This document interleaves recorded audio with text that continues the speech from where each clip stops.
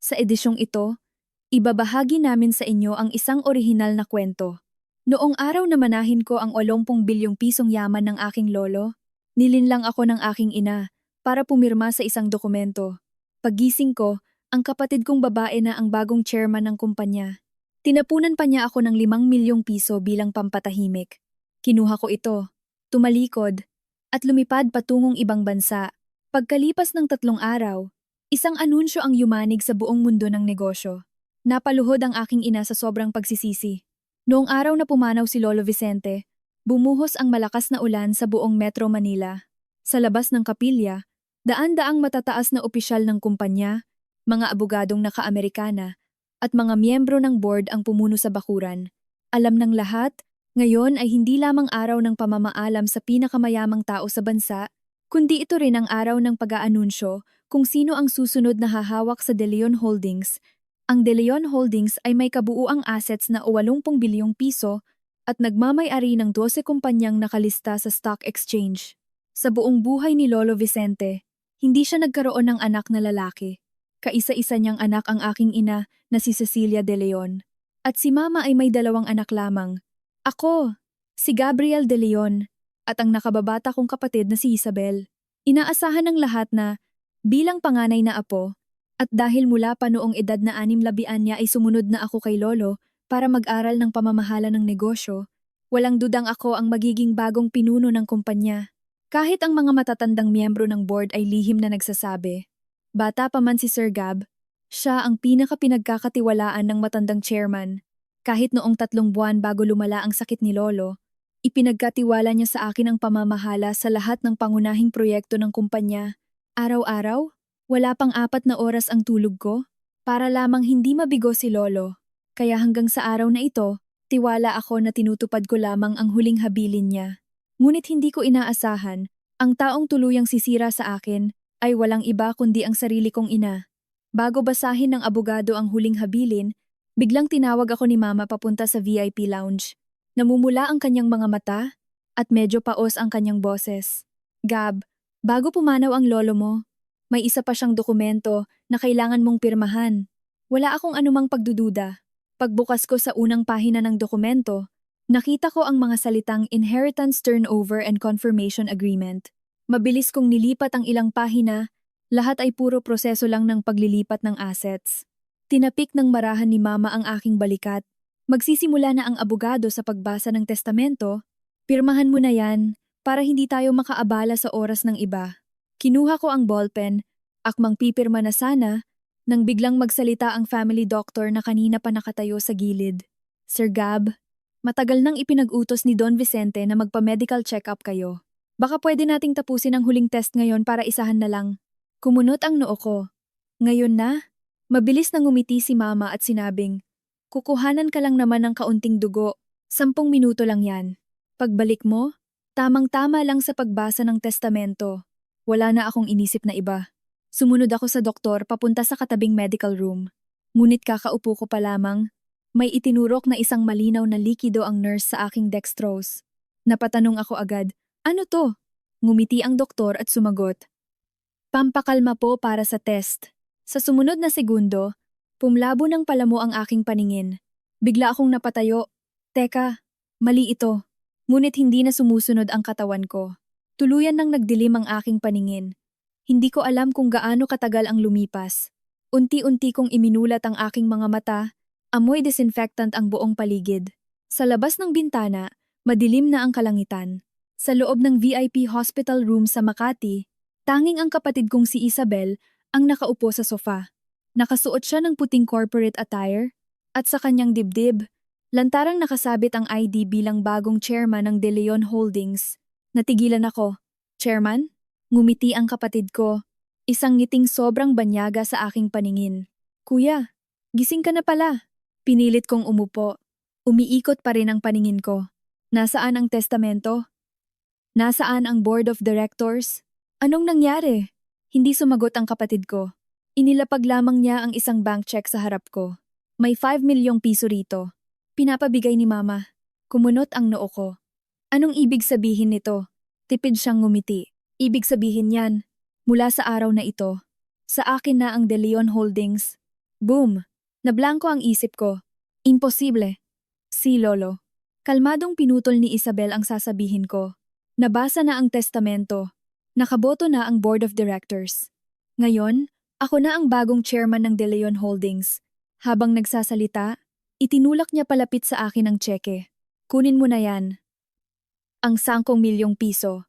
Sapat na yan para mamuhay ka ng maginhawa habang buhay. Huwag ka na ring babalik sa kumpanya. Eksakto sa sandaling iyon. Bumukas ang pinto ng kwarto. Pumasok si Mama. Wala siyang mababakas na kahit anong konsensya. Kalmado lamang siyang nakatingin sa akin. Gab, huwag kang magalit kay Mama. Mas nababagay si Isabel kaysa sayo. Para rin ito sa kabutihan ng ating pamilya. Tiningnan ko ang 2 taong pinakamalapit sa buhay ko. Bigla kong naramdaman na hindi ko sila kilala. Dahan-dahan kong iniyuko ang aking ulo at nanatiling tahimik ng matagal. Nang akalain ng lahat na magwawala ako, sisigaw, o magtatanong kung bakit, bigla akong napangiti. Sige, kukunin ko ang 5 milyon. Halatang natigilan ang kapatid ko. Napangunot din ang noo ni Mama. Tila hindi nila inaasahan na papayag ako ng ganoon kabilis. Kinuha ko ang tseke, maingat na ibinulsa, at dahan-dahang tumayo. Mula sa araw na ito, wala na akong utang na loob sa pamilya De Leon. Pagkasabi noon, naglakad ako palabas ng ospital nang hindi lumilingon. Sa likuran ko, narinig ko ang mapanuyang tawa ni Isabel. Kuya, mabuti naman at tinanggap mo na ang kapalaran mo. Nakahinga rin ng maluwag si Mama. Ngunit ang hindi nila alam, paglabas ko ng ospital, hindi ako umuwi sa bahay. Dumiretso ako sa NAIA. Dahil 3 araw bago mamatay si Lolo, sekreto siyang nag-abot sa akin ng isang brown envelope. May sinabi siyang isang pangungusap. Gab, kung darating ang araw na pagtaksilan ka ng lahat, buksan mo ito pagkalipas ng 3 araw. Nang maalala ko ito, tiningnan ko ang boarding pass sa kamay ko. Unti-unting umangat ang gilid ng labi ko. Mama, Isabel, sana pagkalipas ng 3 araw, makangiti pa kayo ng ganyan. Nang pumasok ang eroplano sa mga ulap patungong Europa, sa wakas ay inilabas ko na ang brown envelope. Ito ang personal na ibinigay sa akin ni Lolo 3 araw bago siya pumanaw. Nang araw na iyon, kaming 2 lang sa kwarto ng ospital. Hinawakan ni Lolo ang kamay ko, mahina na ang kanyang boses. Gab, kung magiging maayos ang lahat, hindi mo nakakailanganing buksan ang envelope na ito. Pero kung may pumilit sa iyong umalis sa kumpanya, buksan mo ito pagkalipas ng 3 araw. Nakangiti ko pang sinabi noon, Lolo, hindi po darating ang araw na iyon. Bumuntong hininga lamang siya, ng malalim. Mas mahirap basahin ang puso ng tao kaysa sa pagnenegosyo. Sa pag-alala ko rito, dahan-dahan kong binuksan ang envelope. May 3 bagay sa loob. Una, isang liham na sulat kamay ni Lolo. Pangalawa, isang legal document mula sa isang international law firm. Pangatlo, isang itim na metal card. May nakaukit na isang pangalan sa card, Aurora Family Office. Bahagyang lumaki ang aking mga mata. Hindi ito alam ng iba. Pero alam ko kung ano ito. Hindi ito ordinaryong ahensya. Ito ang wealth management institution na itinayo ni Lolo sa ibang bansa 20 taon na ang nakararaan. Minsan nang nabanggit ni Lolo na ang De Leon Holdings ay bahagi lamang ng negosyo ng pamilya. Ang tunay na nagdidikta ng tadhana ng aming angkan ay hindi ang kumpanya sa Pilipinas, kundi isang hiwalay na asset management system. Ngunit simula noon, hindi na niya ito muling nabanggit. Binuksan ko muna ang liham. Bumungad sa akin ang pamilyar na sulat kamay niya. Gab, kung binabasa mo ang sulat na ito, ibig sabihin nangyari na ang pinakamasamang sitwasyon. Huwag kang manisi ng sinuman, at huwag kang magmadaling umuwi para makipag-away. Ang tunay na pag-aari mo, hindi maaagaw ng iba. Tandaan mo, ang De Leon Holdings ay 30% lamang ng kabuuang yaman ng pamilya. Ang natitirang assets, ipinagkatiwala ko sa Aurora Family Office para pamahalaan. Tanging ang makakatugon sa mga kondisyon ng pagmamana. Ang may karapatang humawak nito. Pagkabasa ko rito, bumilis ang paghinga ko. Ipinagpatuloy ko ang pagbabasa. Alam kong malambot ang puso ng mama mo, at alam kong mas paborito niya si Isabel. Kaya gumawa ako ng 2 plano ng maaga.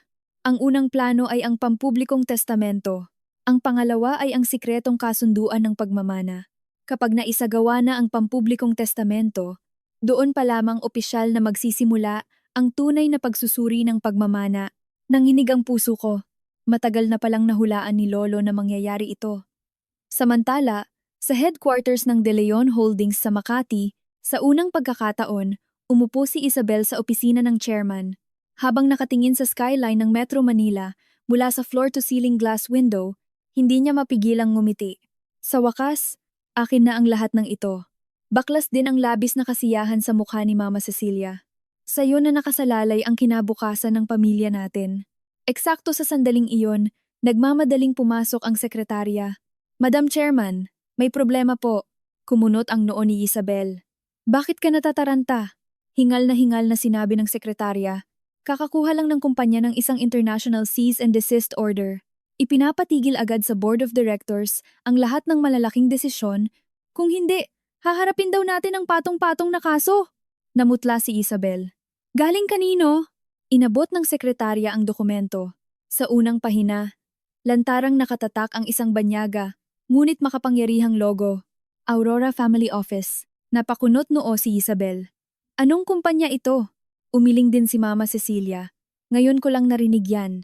Ngunit sa sandaling iyon, ang pinakamatandang miyembro ng board na si Director Reyes, na kanina pa tahimik na nakaupo, ay biglang napatayo. Mabilis na nawala ang kulay sa kanyang mukha. Aurora, paanong sila? Natigilan ng lahat. Agad na nagtanong si Isabel. Director Reyes, may alam po ba kayo? Matagal bago nakapagsalita si Director Reyes. 20 taon na ang nakararaan. Noong nag-uumpisa pa lang at dumaranas ng matinding hirap ang lolo mo, may sinabi siyang isang pangungusap. Ang tunay na alas ng pamilya De Leon ay wala sa Pilipinas. Kalaunan, minsan kong nakita ang mga tauhan ng ahensyang ito. Tumatalima lamang sila sa direktang utos ng matandang chairman. Bukod sa kanya, walang sino man ang pwedeng mag-utos sa kanila. Biglang natahimik ang buong conference room. Ipinagpatuloy ng sekretarya, may isa pang nakasulat sa sulat ng abogado. Ang kwalipikasyon ng kasalukuyang chairman ng De Leon Holdings ay hindi pa nakakapasa sa pinal na pagsusuri ng pagmamana. Habang hindi pa tapos ang pagsusuri, lahat ng malalaking desisyon ay suspendido. Pabagsak na hinampas ni Isabel ang lamesa. Nagloloko ba sila? Pormal akong binoto ng board of directors. Mapait na ngumiti ang sekretarya. Iyan nga po ang problema. Hindi nila tinatanggi ang desisyon ng board. Sinasabi lang nila na ang autoridad ng board ay para lang sa operasyon ng kumpanya, pero ang pinal na kontrol at pag-aari ay nakasalalay sa hiwalay na proseso ng pagmamana. Dito na nagsimulang magpanik si Mama Cecilia. Anong ibig sabihin nito? Walang nakasagot. Dahil walang sinuman sa kanila ang nakakaalam kung ano ang kahihinatnan nito. Sa oras na iyon, nakarating na ako sa Geneva, Switzerland. Sa labas ng airport, matagal nang naghihintay ang isang itim na luxury car. Bumaba ang driver at magalang na yumuko sa akin. Mr. De Leon, maligayang pagdating. 3 araw na pong naghihintay sa inyo ang executive committee. Tumango ako at sumakay sa kotse. Tumakbo ang sasakyan patungo sa kailaliman ng Swiss Alps. Pagkalipas ng kalahating oras, huminto ito sa tapat ng isang tahimik, ngunit marangyang lumang mansyon. Dahan-dahang bumukas ang pinto. 10 o higit pang mga abogado mula sa iba't ibang bansa, auditors, at mga pinuno ng family trust ang sabay-sabay na tumayo. Isang matandang may puting buhok ang nangunguna, nakangiting bumati. Mr. De Leon, ayon sa inihabili ng yumaong Don Vicente, ngayon, ang tunay na proseso ng pagmamana ay opisyal nang magsisimula. Sa kabilang banda, sa Makati, biglang tumunog ang telepono ni Mama Cecilia. Pagkasagot niya, unti-unting nawalan ng kulay ang kanyang mukha. Dahil ang nasa kabilang linya ay may sinabing isang pangungusap, Madam De Leon, ang dokumentong itinago ninyo at nahanap na namin. Sa top floor conference room ng De Leon Holdings, napakabigat ng hangin na halos hindi makahinga ang mga tao. Pagkababa ng tawag, mahigpit na hawak ni Mama Cecilia ang telepono, namumutla ang kanyang mukha. Nag-aalalang nagtanong si Isabel. Mama, anong nangyari? Hindi siya sinagot ni Mama. Dahan-dahan lamang itong umupo, nanginginig ang mga kamay. Ito ang unang pagkakataon sa loob ng 20 taon na nakita siyang ganito. Kumunot ang noo ni Director Reyes. Madam, ano po bang nangyayari? Matapos ang matagal na katahimikan, mahinang nagsalita si Cecilia. Nahanap na nila ang dokumentong iyon. Natahimik ang buong conference room. Nagkatinginan ang mga miyembro ng board. Anong dokumento? May hindi pa ba kami alam? Hindi na sumagot si Cecilia dahil alam niya na kapag nabunyag ito, hindi lang posisyon ng anak niya bilang chairman ang mawawala, kundi pati na rin ang lahat ng pinaghirapan niya sa nakalipas na mga taon ay magiging abo. Samantala, sa loob ng conference hall ng Aurora Family Office sa Switzerland, nakaupo ako sa dulo ng mahabang lamesa. Sa harap ko ay 12-dosenang makakapal na folder. Isang abogadong may uban ang dahan-dahang nagsalita. Mr. De Leon. Una sa lahat, pahintulutan niyo kaming ipaliwanag sa inyo ang tunay na plano ng yumaong Don Vicente. Pinindot niya ang remote at lumabas sa screen ang balangkas ng mga yaman ng pamilya. Nang makita ko ang graph, nagbago ang ekspresyon ng aking mukha. Dahil ang De Leon Holdings sa Pilipinas ay wala pang isang katlo, 1/3 ng kabuuang yaman ng pamilya. Ipinagpatuloy ng abogado. 20 taon na ang nakararaan. Itinatag ni Don Vicente ang Aurora Family Office at unti-unting inilipat ang mga overseas investment funds, technology patents, at family trust para pamahalaan namin. Base sa pinakabagong audit, ang kabuuang assets na pinamamahalaan namin ngayon ay nasa humigit kumulang 18 na ba bilyong piso. Natahimik ako. Kailanman ay hindi sinabi sa akin ni Lolo na ang tunay na yaman ng pamilya De Leon ay higit pa sa inaakala ng lahat. Ngumiti ang abogado. Ngunit ang tunay na mahalaga ay hindi ang halaga, kundi ang mga patakaran sa pagmamana. Kinuha niya ang isang selyadong dokumento. Sa selyo ay nakalagay pa ang orihinal na pirma ni Lolo. Ito ang patakaran sa pagmamana na itinakda ni Don Vicente, 20 taon na ang nakararaan. Ngayon pa lang ito opisyal na bubuksan. Dahan-dahang binuklat ng abogado ang unang pahina. Unang tuntunin. Ang pagiging chairman ng De Leon Holdings ay hindi nangangahulugang siya na ang tagapagmana ng pamilya. Pangalawang tuntunin. Ang tunay na tagapagmana ay dapat pumasa sa isang independenteng pagsusuri. Pangatlong tuntunin. Sinumang miyembro ng pamilya ay hindi maaaring gumamit ng panlilinlang, pamimilit, o anumang pandaraya para baguhin ang linya ng pagmamana. Pang-apat na tuntunin.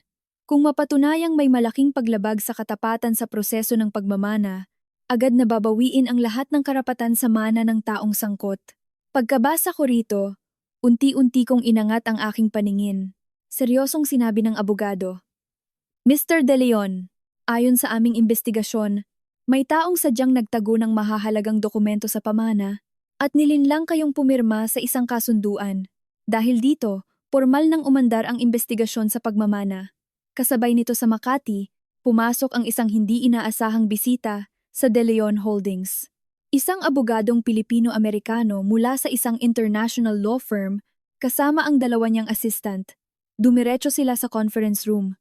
Malamig na sinabi ni Isabel, ito ang De Leon Holdings. Kung wala kayong appointment, lumabas kayo. Ngunit kalmadong inabot ng abogado ang isang dokumento. Madam Isabel, ito ang authorization letter mula sa Aurora Family Office. At ito rin ang formal na notice ng investigasyon sa pagmamana ng pamilya. Hindi ito pinansin ni Isabel. Investigasyon? Anong iimbestigahan nyo? Binuksan ng abogado ang kanyang briefcase at kalmadong nagsalita, inaalam namin kung sa proseso ng pagmamana ng yaman ni Don Vicente ay may mga itinagong dokumento, panlilinlang, sa pagpirma, o iba pang paglabag sa mga patakaran ng pamilya. Sa wakas ay napatayo si Mama Cecilia. Wala na ang dating kalmado niyang boses. Wala kayong karapatang imbestigahan ako. Ngumiti ng bahagya ang abogado. Madam De Leon, hindi kami ang nag-iimbestiga sa inyo ng basta-basta, kundi binabase namin ito sa pinirmahang kasunduan ni Don Vicente noong siya ay nabubuhay pa. Obligasyon ng lahat ng tagapagmana ang sumailalim sa imbestigasyon. Kinuha niya ang isa pang kopya. Bukod pa rito, ito ang kopya ng supplementary declaration na pinirmahan mismo ni Don Vicente. Pagkakita ni Mama sa deklarasyong iyon, para siyang tinamaan ng kidlat. Dahil iyon mismo ang dokumentong nakita niyang pinirmahan ng kanyang ama 20 taon na ang nakararaan. Akala niya ay tuluyan na niya itong naitago. Pero ngayon, muli itong lumitaw. Binasa ng malakas ng abogado. Kung sakaling ako ay pumanaw, at may sinumang nagtago ng deklarasyong ito ng higit sa 24 na oras, ito ay ituturing na kusa nilang pagtalikod sa kanilang karapatang manahin ang pangunahing yaman ng pamilya. At sa huli ay may nakasulat pa. Kasama na rito ang aking anak na si Cecilia De Leon. Ang buong conference room ay binalot ng nakakabinging katahimikan. Hindi makapaniwalang napatingin si Isabel sa kanyang ina. Mama, matagal mo na itong alam? Nakatungo lamang si Cecilia, walang tigil ang panginginig ng kanyang labi, wala siyang masabing kahit isang salita. Sa kabilang panig, hindi ko mapigilang tanungin ang abogado, bakit gumawa pa si Lolo ng dalawang hiwalay na proseso ng pagmamana? Natahimik ang matanda bago marahang sumagot dahil sinabi noon ni Don Vicente, ang pera ay pwedeng humubog ng kakayahan pero hindi nito nasusubok ang puso ng tao. Ang pampublikong testamento ay unang pagsubok lamang. Ang tunay na pamana, kailanman ay hindi base sa galing, kundi sa kabutihang asal at katapatan. Pagkasabi nito, inilapag ng matanda ang huling dokumento sa harap ko. Mr. De Leon, mangyaring maghanda na po kayo. 3 araw mula ngayon, iaanunsyo ng Inheritance Committee ang pinal na resulta. Sa oras na iyon, ang lahat ng karapatan ng bawat tagapagmana ay formal nang maitatakda. Saktong pagkasabi nito, umilaw ang cellphone ko.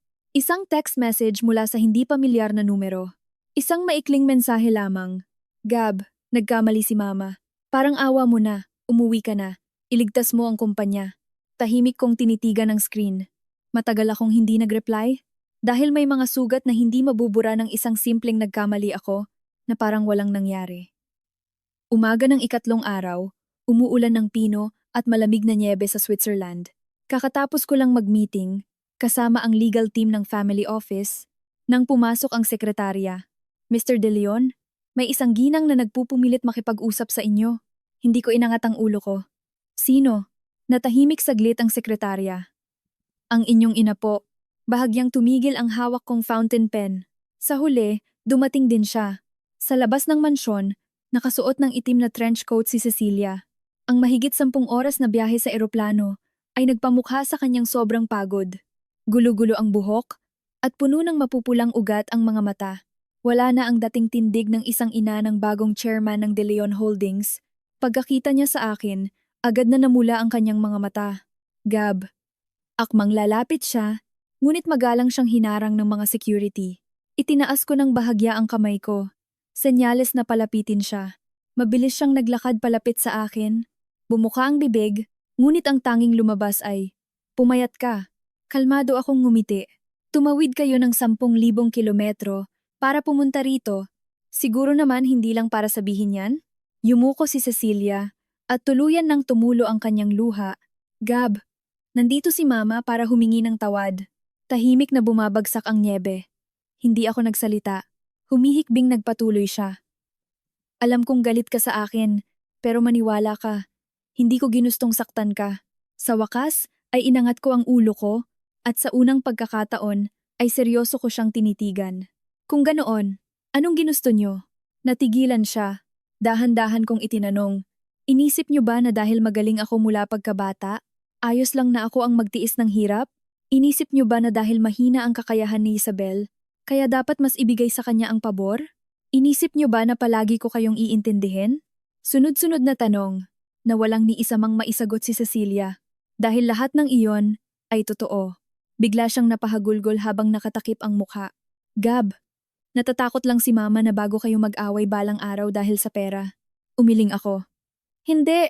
Ang tunay na sisira sa amin at magiging dahilan para maging magkaaway kami ay hindi pera, kundi kayo. Nanginig ang buong katawan niya. Ipinagpatuloy ko, pwede naman tayong mag-usap ng maayos. Kahit sabihin niyo pang, Gab, ibigay na natin sa kapatid mo ang kumpanya, tulungan mo na lang siya. Pumayag sana ako. Dahil kapatid ko siya, pero hindi niyo ginawa iyon. Pinili niyong linlangin ako. Paturukan ako ng pampakalma, samantalahin ang pagkahimatay ko para tanggalin ang lahat sa akin. Tapos gagamit kayo ng 5 milyong piso para bayaran ang 20 taong pagmamahal namin ni Lolo? Sabihin niyo sa akin, iyan ba ang tinatawag ninyong pagmamahal? Ang huling pangungusap ay parang patalim, na tuluyang bumasag sa huling depensa ni Cecilia. Napaatras siya, napaupo sa yelong nakabalot sa lupa at humagulgol ng malakas. Matagal bago siya nakapagsalita habang umiiyak. Alam na ni Mama na mali siya. Ngayon, magulo ang buong board of directors, itinigil ng mga bangko ang credit lines natin, nag-aalinlangan na rin ang mga business partners natin. Kung hindi ka babalik, babagsak ang pamilya De Leon. Tahimik akong nakatingin sa malalayong bundok ng nyebe. Hindi babagsak ang pamilya de Leon. Ang babagsak lamang ay ang kasinungalingang ginamit ninyo para panatilihin ito. Mabilis na nag-angat ng tingin si Cecilia. Gab, kapag bumalik ka, sayo na uli ang posisyon bilang chairman. Wala nang hihingin pa si Mama. Ngunit napangiti ako. Ma, ito ang unang beses na tinawag ko siyang ganoon simula nang umalis ako sa ospital. Kumurap ang pag-asa sa kanyang mga mata. Ngunit ang sumunod kong sinabi ay nagpatahimik sa kanya. Kung hindi nakialam ang Aurora Family Office ngayon, kung walang nakahandang plano si Lolo, kung wala na akong ibang mapupuntahan, hahanapin niyo ba ako rito? Nanginginig ang labi ni Cecilia. Walang lumabas na boses. Dahil alam niya sa sarili niya ang totoo. Hindi. Kung isa lamang akong talunan na tumanggap ng 5 million at umalis, kailanman ay hindi siya lilipad patungong Switzerland. At lalong hindi siya hihingi ng tawad. Sa sandaling iyon, nagmamadaling lumapit ang sekretarya. Mr. De Leon, ang meeting ng Inheritance Committee ay magsisimula na sa loob ng 15 minuto. Tumango ako. Humarap para umalis. Bigla akong tinawag ni Cecilia. Gab, huling tanong na lang ni Mama. Mapapatawad mo pa ba ako? Huminto ako sa paglalakad. Hindi ako lumingon. Kalmado ko lamang sinabing, hindi ako maghihiganti sa inyo. Dahil kayo ang aking ina. Pero may mga tiwalang kapag nabasag na, kailanman ay hindi na mabubuo muli. Pagkasabi noon, tuluyan na akong pumasok sa loob ng mansyon. Sa likuran ko, habang pinagmamasdan ni Cecilia ang pag-alis ko, sa wakas ay naintindihan niya. Ang nawala sa kanya ay hindi ang De Leon Holdings, kundi ang anak na dating handang magtiwala sa kanya nang walang kondisyon. Sa loob ng Grand Hall, kumpleto na ang 12 miyembro ng Inheritance Committee. Sa pinakagitna, nakapatong ang isang pulang lalagyan ng dokumento na 20 taong selyado. Tumayo ang chairman ng committee, formal ang ekspresyon. Mr. De Leon, ngayon, bubuksan natin ang huling proseso ng pagmamana na iniwan ni Don Vicente. Kasabay nito, iaanunsyo natin kung sino ang tunay at pinal na tagapagmana. Nang ihahanda na ng mga tauhan ang pagbukas sa lalagyan, biglang bumukas ang pinto ng hall. Isang matandang may puting buhok ang dahan-dahang pumasok. Pagkakita sa kanya, lahat ng miyembro ng committee ay kusang tumayo kahit ang chairman ay lumapit para salubungin siya. Tumingin sa akin ang matanda at ang unang sinabi niya ay, Iho, ako ang huling saksing itinalaga ng lolo mo bago siya mamatay. May isang bagay na itinago sa lahat sa loob ng 20 taon. Nakatutok ang tingin ng lahat sa loob ng hall sa matandang ito. Siya ay si Attorney Roberto Bertzi, 80 taong gulang. Siya ang pinakapinagkakatiwalaang abogado noong nagsisimula palang magnegosyo si Lolo at siya rin ang nagdisenyo ng family trust ng mga De Leon. Sa loob ng higit 20 taon, hindi siya nagpakita sa publiko. Pero ngayon nandito siya?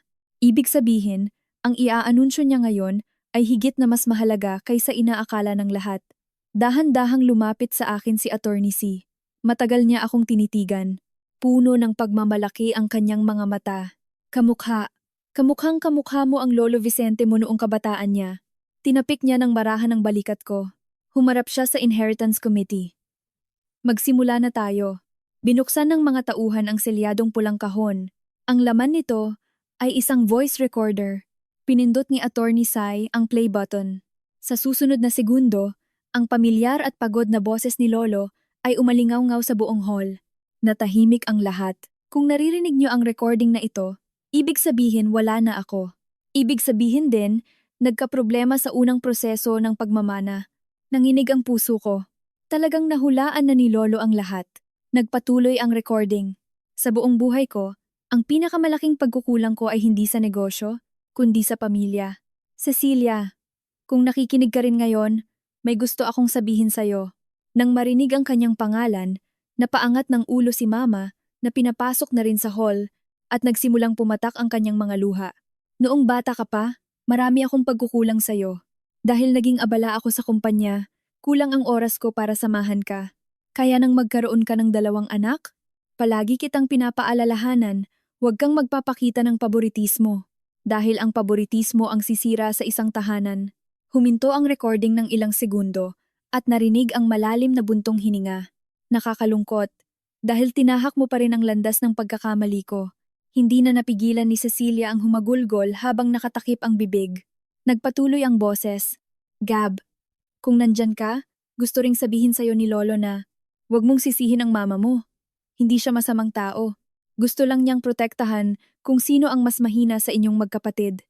Pero hindi niya alam, ang tunay na patas, hindi yung ibibigay ang lahat ng maganda sa mahina habang binabalewala ang damdamin ng batang mas nakakaintindi. Nang marinig ko ito, dahan-dahan akong napayuko. Uminit ang gilid ng aking mga mata. Sa kabilang banda ng hall, hindi ko na malayang nakarating din pala si Isabel. Nakatayo siya sa may pintuan, namumutla, tulalang nakatingin. Sa wakas ay nalaman niya rin na hindi pala sa hindi siya mahal ni Lolo, kundi gusto lang ng Lolo na maging patas si Mama. Muling nagsalita ang recording. Isabel, kung nakikinig ka rin, gusto kong sabihin sa'yo na ang lahat ng nakamit ng kuya mo, hindi ibinigay sa kanya ng libre. Pinaghirapan niya yon. Pawis at dugo. Pwede mong hangaan ang kuya mo, pero hindi mo pwedeng agawin ang para sa kanya. Ang tunay na nakalaan para sa'yo, hindi mababawasan kailanman. Tuluyang bumagsak ang mga luha ni Isabel. Bigla niyang naalala noong bata pa sila, sa tuwing magkakamali siya, ang kuya niya ang umaako ng kasalanan. Kapag may gusto siyang laruan, palaging nagpaparaya ang kuya niya. Kahit noong makatapos sa kolehiyo, isinuko ng kuya niya ang scholarship sa abroad para lang makauwi agad at matulungan si Lolo. Pero sa isip niya noon, nakukuha lang ng kuya niya ang lahat dahil paborito ito ni Lolo. Pumasok sa huling bahagi ang recording. Lahat ay pinipigil ang hininga. Ngayon, iaanunsyo ko ang tunay na patakaran ng pagmamana. Sa pamilya De Leon, walang sino man ang automatikong magmamana. Kung sino ang papasa sa pagsubok, siya lang ang karapat-dapat. Ang pampublikong testamento ay unang pagsubok lamang. Ang pangalawang pagsubok ay ang puso ng tao. Sinuman ang manlinlang, manlamang, sinuman ang gumamit ng ugnayan ng pamilya para manamantala, automatikong matatanggalan ng karapatan. Ito ang batas ng pamilya De Leon. Natapos ang recording. Matagal na walang nagsalita sa buong hall. Dahan-dahang tumayo si Attorney C at inilabas ang pinal na audit report. Base sa pinagkasunduang desisyon ng Inheritance Committee, dahil sa sadyang pagtatago ng supplementary declaration at paglabag sa prinsipyo ng katapatan, tinatanggalan si Madam Cecilia De Leon ng karapatan sa core inheritance ng pamilya. Dahil sa pagtanggap ng kadudadudang proseso ng mana, suspendido ang karapatan ni Miss Isabel De Leon na muling susuriin matapos maisaayos ang mga legal na obligasyon.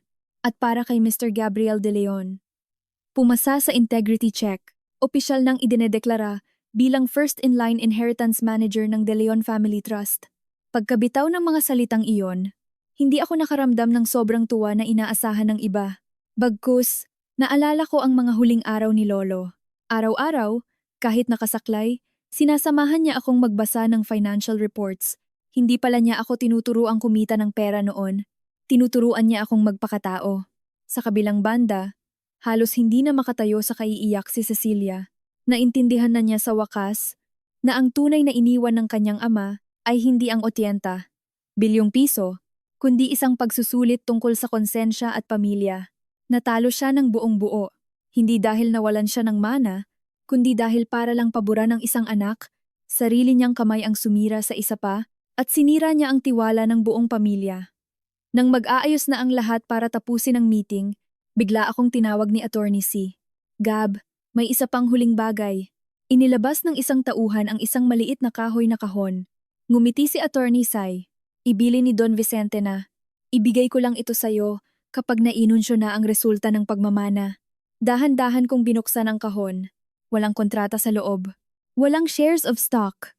Isang luma at kalawangin na susi lamang. At isang maliit na papel. Nakabakat sa papel ang isang pangungusap. Umuwi ka sa lumang bahay. Nandoon ang tunay na kasagutan para sa pamilya De Leon. Pagkalipas ng 3 araw, bumalik ako sa Pilipinas. Hindi ko ipinaalam kaninuman. At hindi rin ako bumalik sa headquarters ng De Leon Holdings. Nag-isa akong nagtungo sa lumang bahay na bato sa probinsya ng Batangas.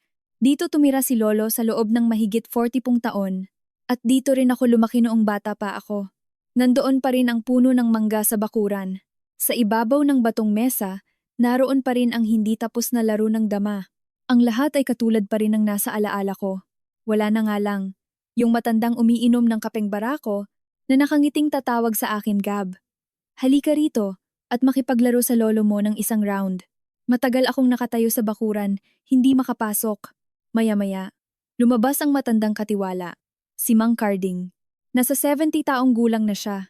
Nang makita niya ako, namula ang kanyang mga mata. Senyorito, ang salitang iyon ay nagpabigat sa dibdib ko.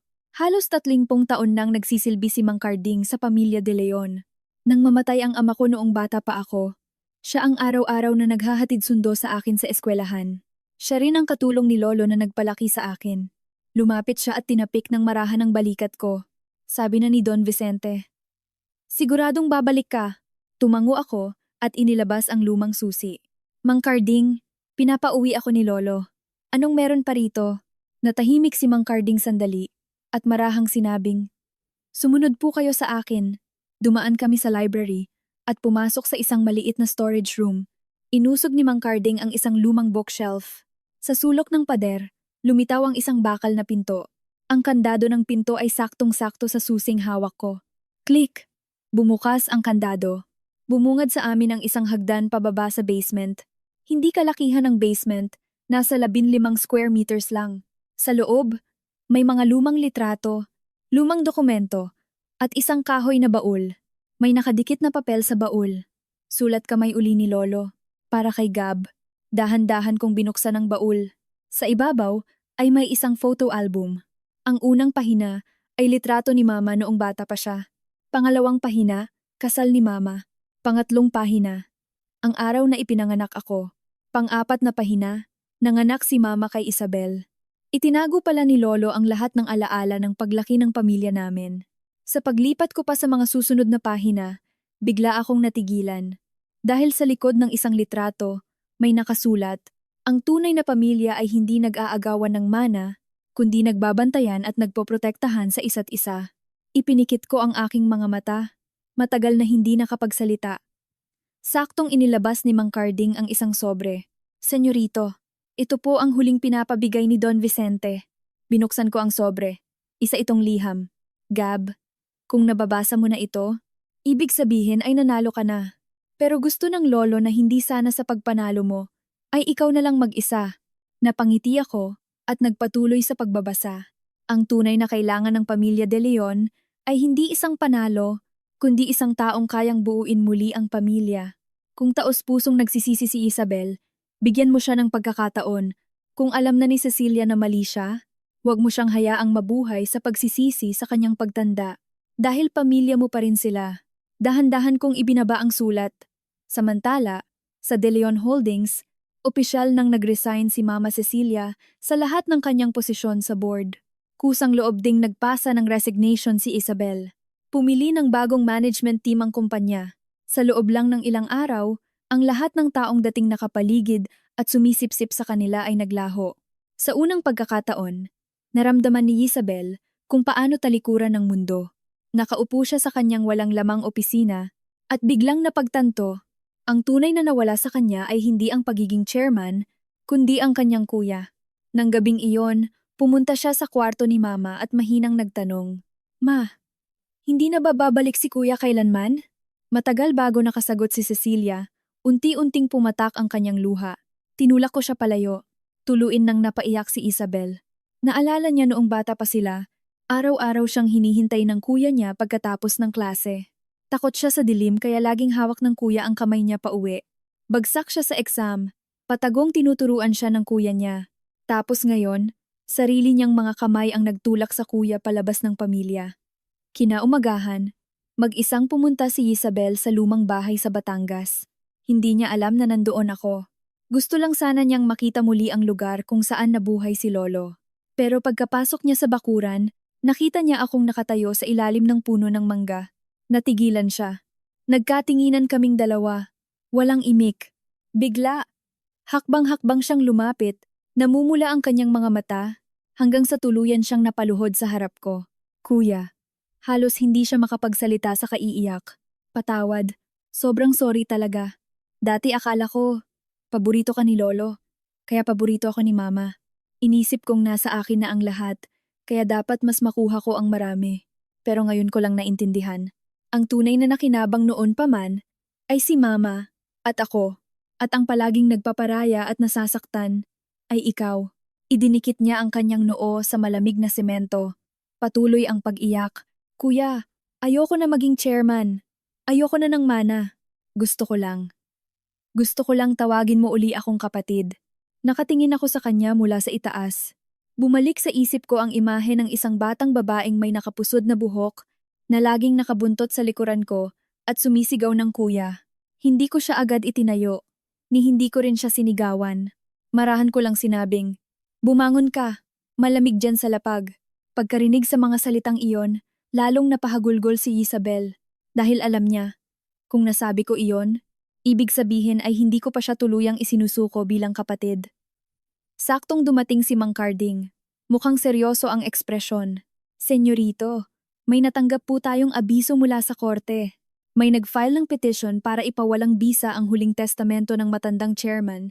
Opisyal na po silang nagsampa ng kaso. Dahan-dahan kong kinuha ang notice mula sa korte. Nang makita ko ang pangalan ng nagreklamo, napakunot ang noo ko. Nakasulat ang pangalang, Arturo de Leon. Ang pangalang iyon ay 20 taon nang hindi nabanggit sa pamilya. Arturo de Leon. Matagal akong natahimik. Pinunasan ni Isabel ang kanyang luha at nagtanong, "Kuya, sino siya?" Talagang hindi niya alam. Dahil bago pa man siya ipanganak, umalis na ang taong ito sa pamilya de Leon. Bumuntong hininga si Mang Carding. "Normal na hindi niyo po siya kilala, senyorita. Sa tagal ng panahon, ipinagbawal ni Don Vicente na banggitin ang pangalan niya." Pagkalipas ng kalahating oras, magkakasama kami ni na Mama at Isabel sa sala ng lumang bahay. Pagkatapos ng gulo sa pagmamana, ito ang unang beses na umupo kami ng sama-sama. Walang sigawan, walang bangayan. Nakatingin si Mama Cecilia sa kopya ng reklamo. Unti-unting namutla ang kanyang mukha. Matagal bago siya nakapagsalita. Si Arturo. "Siya ang tito ninyo." Napaawang ang bibig ni Isabel. "Tito? Bakit hindi po natin siya nakita kahit kailan?" Mapait na ngumiti si Mama. "Dahil 23 taon na ang nakararaan, pinalayas siya ng lolo ninyo sa pamilya. Lumabas na noong kabataan ni Lolo, hindi lang si Mama ang anak niya. Si Arturo de Leon ay isang ampon na lumaking kasama ng aking ina bilang kuya niya. Tinuring siya ni Lolo na parang tunay na anak. Pagka-graduate, pumasok si Arturo sa kumpanya. Magaling siyang humawak ng negosyo.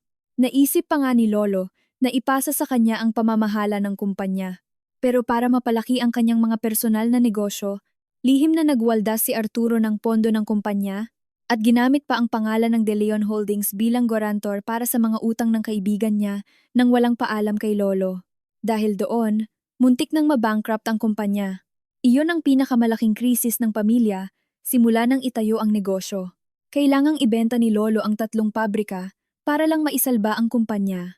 Nang mabuking, sa halip na umamin sa kasalanan, ibinintang pa ni Arturo ang sisi sa iba. Mula noong araw na iyon, tuluyan nang nawalan ng pag-asa si Lolo sa kanya. Pinalayas siya sa pamilya at legal na pinutol ang anumang karapatan niya sa yaman. Sa loob ng 20 taon, wala na silang komunikasyon. Natulala si Isabel sa kwento, kaya ngayon siya bumalik para makihati sa mana? Tumango si Mama, malamang. Tumingin siya sa akin, puno ng pagkonsensya ang mga mata. "Gab, sa totoo lang, ito ang palaging inaalala ng lolo mo nitong mga huling taon niya. Kaya niya ginawang detalyado ang mga plano sa pagmamana. Doon ko naintindihan kung bakit paulit-ulit na sinabi ni Lolo, ang pagmamana ay hindi lang paghahati-hati ng pera, kundi tungkol ito sa pagprotekta sa pamilya." Kinabukasan, nagpatawag ang korte ng pre-trial conference. Lumbas din sa wakas si Arturo de Leon. Nasa 60s na ang edad niya, puti na ang buhok, may kasamang mga abogado. Pagkakita niya kay Mama, agad siyang ngumiti. "Cecilia, 20 taon tayong hindi nagkita. Nakabalik na ang kuya." Hindi tumugon si Mama. Kalmado lang siyang sumagot, "Hindi ka bumalik para sa pamilya. Bumalik ka para sa pera." Bahagyang natigilan ang ngiti ni Arturo, pero agad ding nakabawi.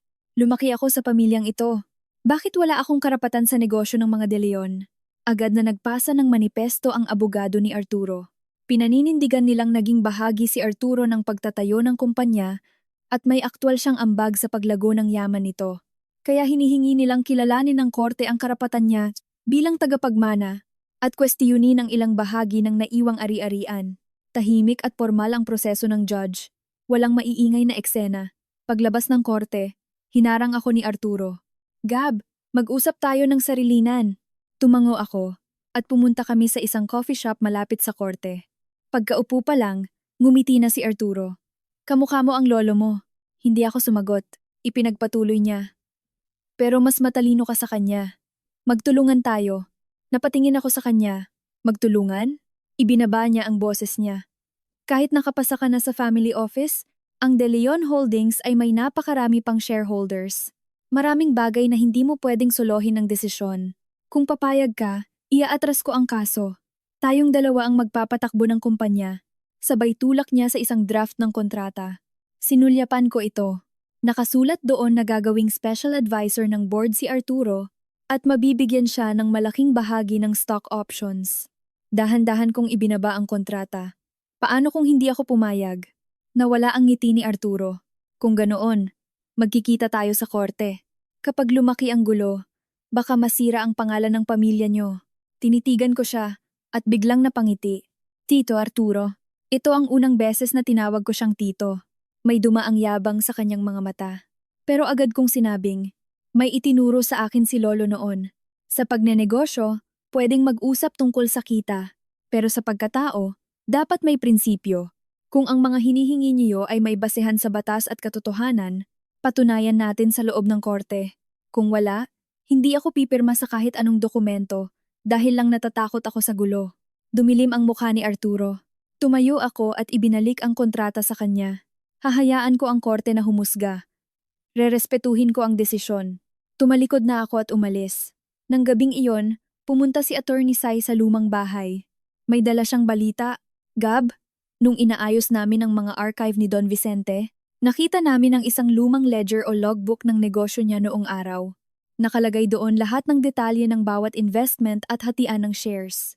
Kung tugma ito sa mga existing documents, malaking tulong itong logbook para patunayan ang nangyari noon. Dahan-dahan kong kinuha ang naninilaw ng notebook. Sa unang pahina, may isang pangungusap lang. Ang tunay na wawasak sa isang pamilya ay hindi kahirapan, kundi kasakiman. Isinulat para sa susunod na tagapagmana. Isinara ko ang notebook. Nararamdaman kong hindi lang ebidensya ang iniwan ni Lolo, kundi ang kasagutan kung paano muling babangon ang pamilya De Leon.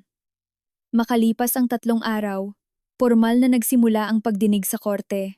Dahil isa itong malaking kaso ng pagmamana, nakasunod ang media at mga kinatawan ng shareholders sa labas ng korte. Nakasalalay dito ang kinabukasan ng De Leon Holdings. Sa loob, nagpresenta agad ang panig ni Arturo.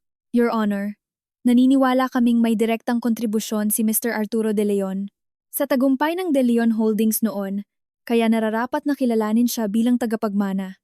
Nakinig ng tahimik ang judge. Tumayo naman si Attorney Sai para sa panig namin. Your Honor, hindi po kami sumasang-ayon. Ngayon, may isusumite kaming bagong ebidensya. Ipinatong niya ang lumang logbook sa lamesa ng ebidensya. Ito po ang personal na business logbook ni Don Vicente noong nag-uumpisa pa lang sila. Tugma po ito sa mga bank records at opisyal na dokumento noong panahong iyon. Tumango ang judge at pinayagan ang cross-examination. Natahimik ang buong korte. Ang unang pahina, unang taon ng kumpanya. Ikalawang pahina, unang bank loan. Hanggang sa umabot sila sa pahina 73. Napatigil ang lahat. Nakasulat doon, Agosto 17, 1999. Walang pahintulot na ginamit ni Arturo ang pangalan ng kumpanya bilang guarantor. Binalaan ko na siyang tumigil. Kung hindi ay mababankrupt ang kumpanya. Sa ibaba nito, may sulat kamay mismo si Arturo. Handa kong akuin ang lahat ng responsibilidad. Natahimik ang lahat. Unang beses na nag-iba ang timpla ng mukha ni Arturo. Naglabas pa ng ikalawang ebidensya si Attorney C.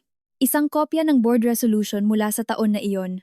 Malinaw na nakasaad na tinanggal si Arturo sa lahat ng posisyon.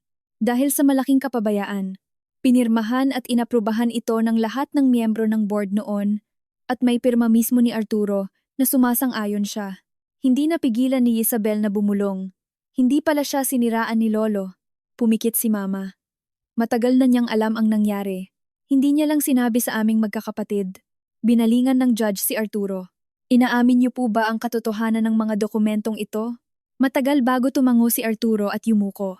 Opo, Ang isang salitang iyon ang tumapos sa inaakala ng lahat na mahabang kaso, dahil ibig sabihin, totoo ang mga nangyari noon. Ngunit nang akalain ng lahat na tapos na, biglang tumayo si Arturo, paos ang boses. Inaamin ko, nagkamali ako noon. Pero ang pagpunta ko rito ngayon, hindi lang dahil sa pera. Natigilan ang lahat. Tumingin siya kay Mama Cecilia. Nangingilid ang luha. Cecilia, sa buong panahong ito, inisip mo bang sakim lang ang kuya mo? Hindi sumagot si Mama. Mapait na ngumiti si Arturo. Ang totoo, bumalik ako. Para bago ako mawala sa mundong ito, gusto ko lang makita ulit ang pamilya natin. Natigilan ang marami sa sinabi niya. Kalmadong nagsalita si Attorney Sai. Mr. De Leon, kung may idadagdag pa po kayo, maaari po kayong magpaliwanag. Tumango si Arturo. Nang pumalpak ako sa kumpanya noon at pinalayas ako ni Papa, inisip ko na itinakwil na niya ako. Kaya sa loob ng mahigit 20 taon, hindi na ako nagpakita. Pero, nakaraang buwan, nakatanggap ako ng sulat mula kay Mang Carding. Nagulat si Mang Carding. Ako po?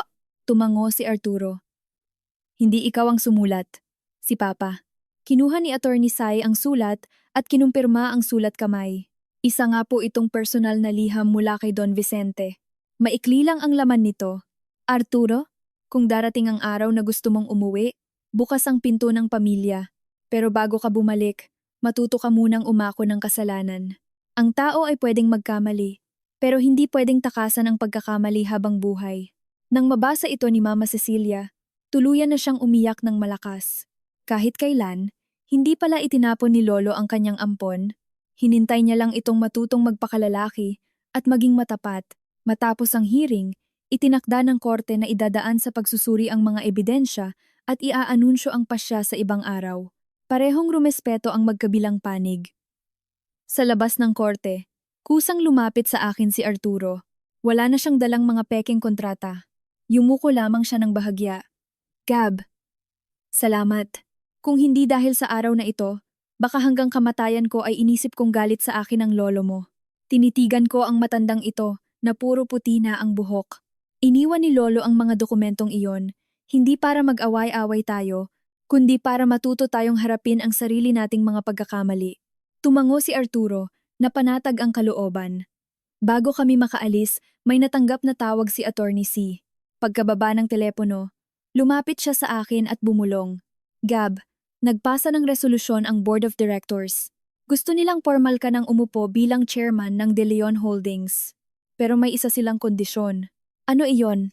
Gusto nila na ikaw mismo ang magdesisyon kung mananatili pa ba sa kumpanya ang mama at kapatid mo? Biglang tumahimik ang paligid. Ito na ang huling pagsubok para sa akin. Kinabukasan, nagpatawag ng emergency board meeting ang De Leon Holdings. Ito ang pinakamalaking meeting, simula nang mamatay si Lolo. Kumpleto ang mahigit 20 miyembro ng board. Nandoon din ang legal at audit departments. Pagkabukas ko ng pinto, lahat sila ay tumayo. Mr. Chairman, welcome back. Tumango ako at umupo sa mismong upuang inupuan ni Lolo ng 20 taon. Wala akong naramdamang pagmamalaki, kundi isang mabigat na responsibilidad. Nagsalita si Director Reyes. Gab, gusto ng buong board na ikaw ang mamuno, pero may 2 issue. Naglapag ang sekretarya ng 2 dokumento sa harap ko. Una, mungkahi na tanggalin si Madam Cecilia sa lahat ng corporate responsibilities. Pangalawa, mungkahi sa estado ng pagtatrabaho ni Miss Isabel.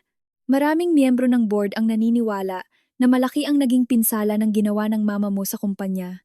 Tungkol naman kay Isabel, nasa iyo na ang desisyon kung itatapon mo siya palabas. Natahimik ang lahat at nakatingin sa akin. Dahil alam ng lahat, sa paningin ng ordinaryong tao, siguradong maghihiganti ako. Sa labas ng conference room, magkatabing nakaupo sina Mama at Isabel. Tahimik lang si Cecilia. Kung paalisin tayo ni Gab, wala akong karapatang magreklamo. Namumula ang mga mata ni Isabel. Opo, desisyon ni Kuya yan. Utang natin to sa kanya. Sa loob ng kwarto, muling nagtanong si Director Reyes. Gab, anong pasya mo? Dahan-dahan kong isinara ang mga dokumento. Hindi ako pabor. Natigilan ang buong board. Anong ibig mong sabihin? Kalmado akong sumagot. Kusang loob nang nagbitiw si Madam Cecilia sa kanyang mga posisyon. Kung mananatili man siya o hindi, dapat idaan ito sa proseso at sistema ng kumpanya. hindi pwedeng ibase sa personal kong galit o emosyon. Tungkol naman kay Isabel, nagkaroon siya ng pagkakamali sa proseso ng pagmamana, pero hindi ibig sabihin na wala na siyang karapatang magtrabaho. Ang kumpanya ay hindi lugar para maghiganti, at lalong hindi ito lugar para ayusin ang problema sa pamilya. Walang umiimik sa buong kwarto. Ipinagpatuloy ko. Kung gagamitin ko ang posisyon ko ngayon para paalisin sila at maghiganti, ano pa ang ipinagkaiba ko sa mga taong nanakit sa akin? Dito na tuluyang natahimik ang board. Tumango si Director Reyes, may ngiti ng paghanga. Hindi nagkamali ang lolo mo sa pagpili sa'yo. Sa huli, inaprubahan ng opisyal na resolusyon. Magre-retiro ng formal si Cecilia. Si Isabel naman ay inilipat sa CSR Corporate Social Responsibility at Foundation ng kumpanya bilang isang entry-level project staff. Sasahod siya ng normal na sahod, walang special treatment. Magsisimula siya sa pinakababa. Paglabas ko ng meeting, tumayo agad sina Mama at Isabel. Gab, anong desisyon ng board? Tanong ni Mama. Inabot ko sa kanya ang dokumento.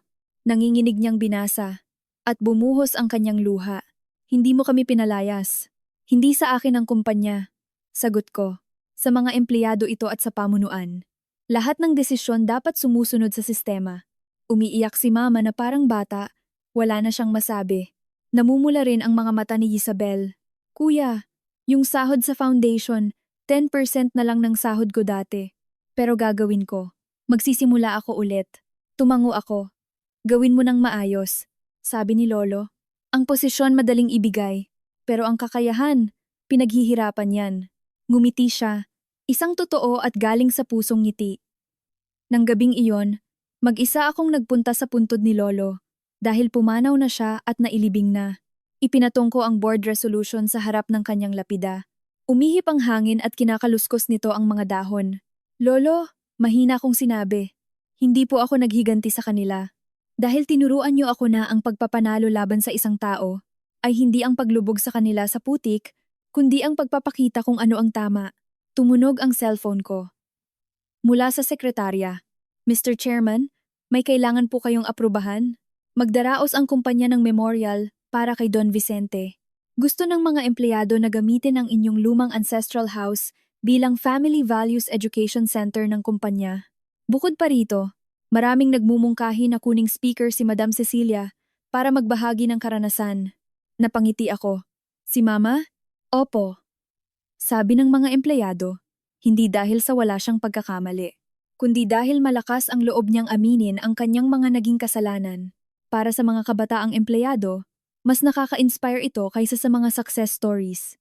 Matagal akong nakatingin sa lapida ni Lolo dahil alam ko, ang tunay na kapatawaran, marahil, ay nagsisimula pa lamang. Kalahating buwan ang nakalipas, isinagawa ang 40th anniversary ng De Leon Holdings. Sa kalagitnaan ng stage, nakalagay ang black and white na litrato ni Lolo Vicente. Nakangiti siya, na para bang pinapanood ang lahat. Bilang chairman, ako ang unang nag-speech. Hindi ako nagsalita tungkol sa kita o projection ng kumpanya. Isang bagay lang ang sinabi ko. Ngayon, hindi lang natin ginugunita ang isang negosyante. Ginugunita natin ang isang ama. Nagpalakpakan ng lahat. Isang bagay lang ang itinuro niya sa akin. Una ang pagkatao. Pangalawa ang negosyo. Matapos nito, ipinakilala ng host si Madam Cecilia de Leon na tahimik ang buong hall. Marami ang nagulat. Si Cecilia? Ang babaeng nasangkot sa iskandalo ng pagmamana? Pwede ba yon? Mula sa backstage, dahan-dahang naglakad si Mama. Wala siyang suot na signature brands o mamahaling alahas. Simpleng asul na formal na Filipiniana lamang. Mas dumami na ang kanyang puting buhok at mas mukha siyang matanda kaysa dati. Nanginig ang kanyang mga kamay habang hawak ang mikropono. Kalahating minuto siyang tahimik bago nagsalita. Ngayon, wala ako rito para magbahagi ng success story. Nandito ako para aminin ang aking mga pagkakamali. Walang kurap ang lahat ng nakikinig. Isa akong ina ng 2 anak. At isa akong palpak na ina. Dati inisip ko, ang anak na mas magaling, dapat mas magparaya. Ang anak na mahina, dapat mas tinutulungan. Hanggang sa naging paborito ko na ang isa. Pero niloloko ko ang sarili ko, na ang tawag doon ay pagiging patas. Dito na siya naiyak. Marami rin sa mga empleyado ang naiyak. Hanggang sa nasaktan ko ang anak kong palaging umiintindi at nagpaparaya. Doon ko lang naintindihan kung sino ang pinakamabait. Siya ang madalas nababalewala. Humarap siya sa akin na nakaupo sa unang hilera. Gab, gusto ko uling humingi ng tawad sa harap nilang lahat. Patawad, anak. Yumuko siya ng malalim at matagal bago umayos ng tayo. Sa pagkakataong iyon, tumayo ang lahat ng nasa hall. Nag-standing ovation sila. Hindi dahil perpekto siya, kundi dahil hinarap niya ang sarili niyang pagkakamali ng buong tapang. Pagkatapos ng seremonya, maraming batang empleyado ang lumapit kay mama para magpasalamat. Isang babae ang nagsabi, Madam, salamat po. Ngayon ko lang na-realize na pwede palang sirain ng paboritismo ang isang buong pamilya. Sa kabilang banda, isang buwan na sa foundation si Isabel. Araw-araw siyang bumibisita sa mga mahihirap na komunidad, nag-aayos ng mga scholarship para sa mga bata. Wala na siyang magarbong opisina, wala nang mga bodyguard. Minsan, may inasikaso siyang isang single mother. Nakita niyang mahigpit na hawak ng maliit na batang lalaki ang kamay ng kapatid nitong babae. Natigilan si Isabel. Naalala niya bigla kung paano rin hawakan ng Kuya Gab niya ang kamay niya noon. Naiyak siya, dahil ngayon niya lang naisip kung gaano karami ang ibinigay ng kuya niya kaysa sa mga nawala sa kanya. Kinagabihan, nagpunta siya sa opisina ko at naglapag ng makapal na proposal. Kuya, ito ang 3-year plan ng foundation. Pinag-aralan ko ng isang buwan. Mahirap palang kumita ng pera, pero mas mahirap palang gumastos ng tama. Gusto ko nang maging full-time sa charity work. Tiningnan ko ang proposal. Puno ng corrections at detailed notes. Ibang-iba na siya sa dating Isabel na puro shopping ang alam. Napangiti ako. Maganda ang ginawa mo. Naluha si Isabel. Ito ang unang pagkakataon na totoo ko siyang pinuri. Kinagabihan, naglinis ako ng kwarto ni Lolo sa lumang bahay. Pumasok si Mang Carding na may dalang isang lumang kahoy na kahon. Senyorito, may huli pa po. Sabi ni Lolo mo, buksan ko raw po ito kapag nagkaayos na, nang tuluyan ng buong pamilya. Binuksan ko ito. Walang kontrata, walang share certificates. Isang makapal na photo album lamang. Litratong karga-karga ako ni Mama. Litratong akay-akay ko si Isabel. Sa huling pahina, may family picture kami. Sa ilalim ng litrato, nakasulat, ang pamilya ay may mga alitan, pero may handang magpatawad at isantabi ang galit. Basta't kaya pang umupo ng lahat sa iisang lamesa para kumain, buhay ang pamilya. Tumingin ako sa labas ng bintana. Alam ko na ang tunay na ipinamana ni Lolo ay hindi 80 bilyong piso, kundi ang mga aral at pamantayan ng aming pamilya. Isang linggo bago magpasko, muling nagkabuhay ang ancestral house sa Batangas. Nagsabit muli ng mga parol sa bakuran. Abala si Mang Carding sa paglilinis ng lumang lamesa sa labas. Mula sa kusina, naamoy ko ang lutong Noche Buena. Ito ang unang Pasko na buo kami simula nang mamatay si Lolo. Pagdating ko sa bahay, sinalubong ako ni Mang Carding. Nasa kusina si Mama Cecilia, may apron, may onting harina pa sa noo, habang nagluluto ng lechon kawali at kare-kare. Pagkakita niya sa akin, ngumiti siya ng alanganin. Nandito ka na. Maliit na bate, pero parang sobrang tagal ko nang hindi naramdaman ang init na iyon. Si Isabel naman, sinusubukang isabit ang Christmas lights. Kuya, tabing iba? Lumapit ako at tiningnan. Mataas ng onti sa kaliwa, agad niyang inayos. Napatawa si Mang Carding. Dati si Senyorito ang nagkabit niyan. Kayo ang nanggugulo eh. Natawa ang lahat. Pagsapit ng gabi, inihanda na ang Noche Buena. Mga paborito ni Lolo ang nakahain. Kare-kare, lechon kawali, sinigang, at leche flan. Pero ngayon, si Mama ang nagluto lahat. Nang umupo na kami, napansin namin na walang nakaupo sa kabisera. Doon lagi umuupo si Lolo. Marahang tumayo si Mama. Hayaan na natin itong bakante. Ito ang pwesto ng lolo ninyo. Tumango kami ni Isabel. Naglagay pa si Mang Carding ng platito at mainit na kape sa tapat ng upuan. Sa hapagkainan, walang nag-uusap tungkol sa board of directors o shares. Puro kwentuhan tungkol noong mga bata pa kami. Tawanan. Ito na ang pinakamasayang hapunan namin. Sa kalagitnaan ng pagkain, tumayo si Mama. Hawak ang kanyang wine glass. Gab, gusto kitang i-toast. Umapaw ang emosyon sa mga mata niya. Salamat. Dahil sa'yo, nandito pa rin ang kumpanya at nandito pa rin tayong lahat. Kung hindi ka nagpasensya, sirang-sira na tayo. Tayo sana siya para inumin, pero tumayo ako at hinawakan ang kamay niya. Ma, Naiyak siya ng todo dahil kusang loob ko ulit siyang tinawag na mama. Sabay na tayong uminom. Sabi ko. Umiiyak siyang tumango. Tumayo rin si Isabel at inabot sa akin ang isang maliit na kahon. Kuya, unang sweldo ko ito. Binalot ko. Ito ng maayos. Pagbukas ko, isa itong ordinaryong fountain pen. Hindi mamahalin pero espesyal. Dati akala ko lahat ng maganda ay para sa akin. Ngayon ko naintindihan. Ang tunay na maganda ay may isang taong laging nandyan para sa'yo. Salamat kuya. Pagkatapos kumain, nagpaputok kami ng fireworks sa labas. Nakatingin si mama sa langit. Papa, umuwi na ang mga De Leon. Kinabukasan, tumawag ang sekretarya ko. Mr. Chairman, na isama po ulit ang De Leon Holdings sa Top Outstanding Private Enterprises. Mabuti, sagot ko. At saka po, nag-propose ang government na gumawa tayo ng long-term education fund gamit ang pangalan ni Don Vicente. Napangiti ako. Nakita ko ang mama ko at si Mang Carding na nag-uusap sa bakuran habang si Isabel ay nag-aayos ng mga regalo para sa foundation. Nahanap na rin sa wakas ang tamang pupuntahan ng yaman ni Lolo.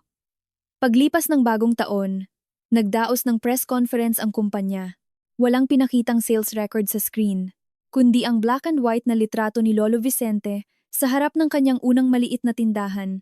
Ang pinakamalaking layunin ng kumpanya namin ay hindi kumita ng kumita, sabi ko, kundi mabago ang buhay ng mas maraming tao dahil sa De Leon Holdings. Inanunsyo ko na ang porsyento ng kita ng kumpanya ay mapupunta sa edukasyon at gagamitin ko ang sarili kong pondo para itayo ang Vicente De Leon Education Fund. Tumayo lahat at nagpalakpakan. Umakyat si mama sa stage para magsalita rin. Dati akala ko pera ang pinakamahalagang maiiwan sa pamilya. Mali pala, ang pinakamalaking pagkakamali ng isang magulang, hindi yung wala silang maibigay na pera, kundi yung kawalan nila ng pagiging patas. Matunog at mahaba ang palakpakan ng mga tao. Sa isang iglap, nasabi ko sa sarili ko, ang tunay na panalo ay kapag muling naging pamilya ang iyong pamilya. Kinagabihan, nagtimpla ng tsaa si Mang Carding sa lumang bahay. Inabutan niya ako ng isang maliit na sobre. Senyorito, nakita ko po ito sa kwarto ko. Matagal nang ibinigay sa akin ng lolo nyo. Ang sabi niya, buksan lang kapag hindi na kailangang dumaan sa korte ang pamilya. Binuksan ko ito. Gab, sulat ni lolo. Ang pinaka-ipinagmamalaki ko sa buhay ko ay hindi kung gaano ako kayaman, kundi hindi ko ginawang mas mahalaga ang pera kaysa sa pamilya. Kapag nagawa mo rin iyan, ibig sabihin ay mas magaling ka pa sa lolo. Napangiti ako at naluha. Umihip ang hangin sa puno ng mangga. Parang nandoon siya sa ilalim at nakangiti sa amin. Makalipas ang 20 taon, ipinagdiwang ang 60th anniversary ng De Leon Holdings. Malaki na ang ipinagbago ng skyline ng Makati. Ang dating maliit na kumpanya, ngayon ay isa ng halimbawa ng tamang corporate governance. Ang kwento ng aming pamilya ay naging training case study na lang para sa mga bagong empleyado, hindi bilang chismis, kundi bilang aral ng moralidad. Nasa edad 50 na ako, may mga puting buhok na rin. Nakatingin sa stage, pinapasa ng kapatid kong si Isabel ang titulo ng pagka-chairman. Ngunit hindi sa anak ko at hindi rin sa anak niya, kundi sa isang profesional na CEO na nagtrabaho sa kumpanya ng 15 taon at nagsimula sa ibaba. Nang tanungin si Isabel kung bakit hindi De Leon ang bagong chairman, tumingin siya sa akin at sumagot. Dahil matagal na naming napagdesisyunan. Ang kumpanya ay para sa mga sistema at patakaran. Ang pamilya ay para sa pagmamahal. Ang pagiging chairman ay para sa pinakamagaling, hindi lang dahil apelyido niya ay De Leon. Pumalakpak ang lahat ng malakas. Isang reporter ang nagtanong sa akin, paano naiwasan ng pamilya De Leon ang gulo sa mana pagkatapos ng nangyari noon? Sumagot ako, ginawa naming patakaran ang naging aral namin. Ang patakaran ang poprotekta sa pagmamahal. Pagkatapos ng event, umuwi kaming lahat sa Batangas. Nasa 90s na si Mang Carding, pero naglalakad pa rin kahit may tungkod. Senyorito. Ay, lolo na pala. Biro niya. Natawa ako. Mang Carding, Gab na lang po. Wala na ang kabisera, bakante pa rin para kay lolo. Si Mama Cecilia ay puting-puti na ang buhok at maraming wrinkles. Tumingin siya sa bakanteng upuan at bumulong, Papa, ang pinakamalaking swerte ko ay napatawad pa rin ako ng mga apo niyo. Itinaas namin ang aming mga baso at nag-toast. Muli, dumating ang araw ng mga patay, undas. Pumunta ang buong pamilya sa sementeryo. Pinunasan ni Mama ng maayos ang lapida ni Lolo Vicente.